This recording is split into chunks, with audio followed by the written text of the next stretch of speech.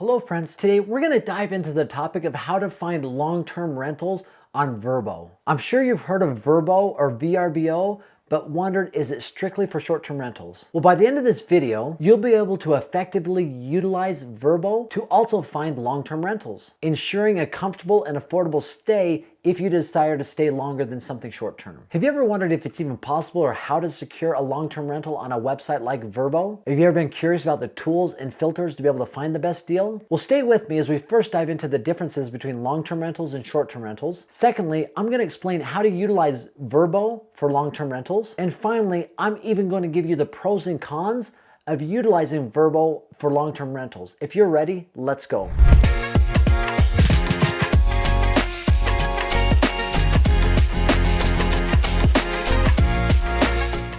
So typically, when you hear the term VRBO or VRBO or vacation rentals by owner, you think of short-term stays.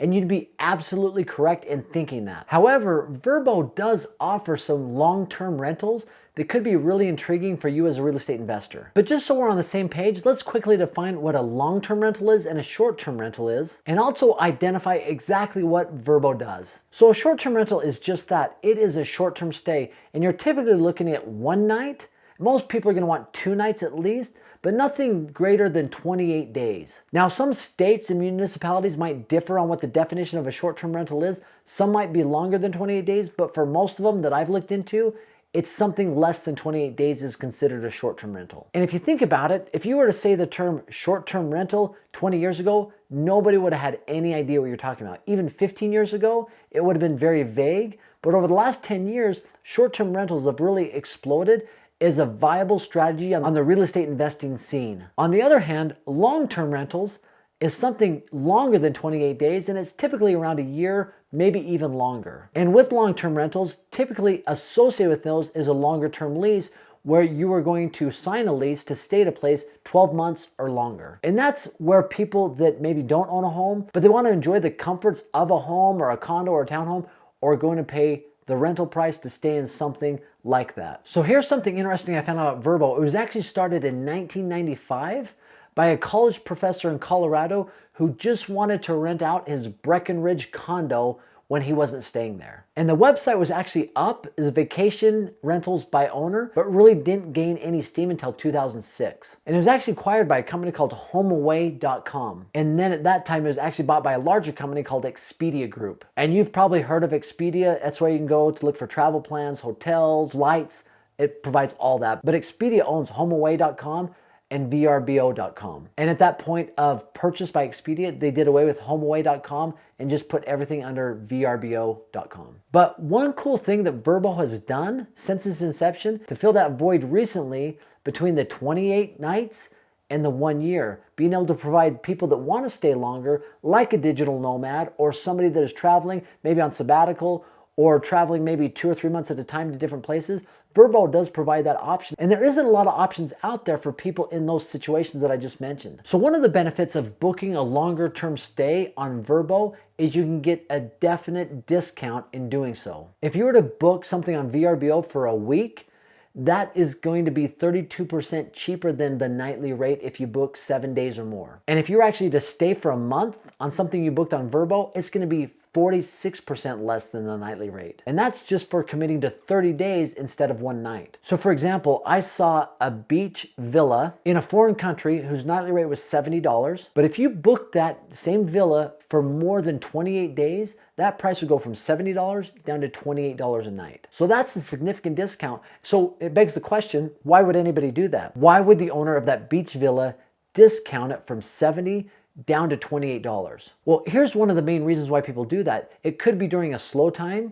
And so if you can have somebody stay there for 28 days or more and it's one guest, your vacancy is much less. Your guaranteed income coming in from that longer stay. Because if you rented it out for $70, maybe you rented it out for say 8 days that month at $70, you're looking at $560. Whereas if you rent it out for 30 days at an average of $30 a night, that's $900. That's almost 50%, 40% more than you would have got on the average nightly rate.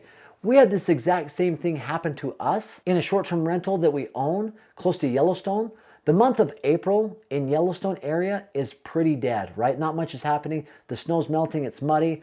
But we had a group that were doing some testing for some snowmobiles up there for Polaris, and they needed a place to stay for a month. So we discounted it pretty significantly and actually received money for the whole month of April, whereas otherwise we might have got 0 stays or maybe 1 short stay. And so we were willing to discount it significantly because it meant that every single night in the month of April, we were receiving money for the nights they were staying there. So what are some of the negatives or cons of utilizing VRBO for long-term stays? Well, number one, you might face stricter cancellation policies. Typically with VRBO, you can cancel up to maybe 2 or 3 weeks before you go on your vacation. But if you're booking a longer term stay, typically there's going to be a much stricter cancellation policy because they don't have the time to fill up those 28 days or more if you cancel too close to it. So it might be 3 or 4 months out, or right when you book it, it might be non-refundable because they're not able to then fill the vacancies if you cancel really quickly before you're supposed to go there. Another potential con, let's say that somebody is renting for 2 or 3 months, and if that person needed to cancel, if you're that person that needs to cancel,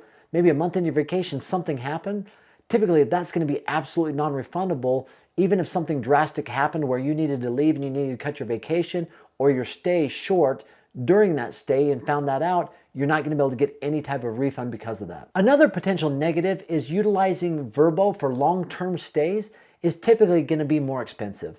Now, it'll be cheaper when you compare it against itself on a nightly stay, but if you compare it to a traditional longer-term rental, obviously you're exchanging convenience for price when it comes to VRBO or VRBO. And just understand, there are cheaper platforms and cheaper ways to find properties that you want to stay at for anywhere that's longer than a month. And finally, another potential negative or con is they don't offer any type of reward programs. If you're a frequent traveler or you travel quite a bit and you utilize hotels or other places to stay or other websites or maybe credit cards, a lot of times you can be a rewards member and receive free nights. I know I've done that with a hotel that I frequently stay at, and that's one thing that VRBO doesn't offer is any type of reward systems or programs for frequent travelers. But if you are looking for long-term stays, VRBO can actually be a great tool to help you find those long-term rentals. I know people that have utilized it that are digital nomads or they're traveling all throughout the world and staying maybe a month or 2 months in certain places. And VRBO is probably actually known worldwide as one of those websites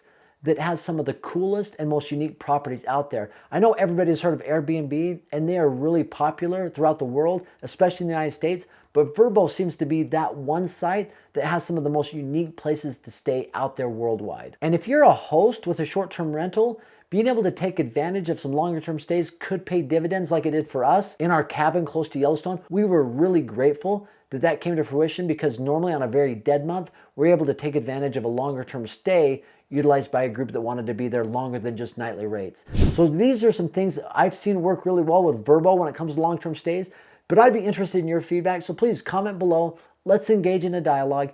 And as always, just for stopping by and watching the video, I have a free gift for you. It's a short-term rental calculator. You put in all the input, the price of the home, the income, the expenses, and it'll actually spit out to you whether it is a good deal or not. And it's 100% free, no obligation, no questions asked. Just click on the link below, aaronsfreetraining.com. And thanks for stopping by. Have an amazing day.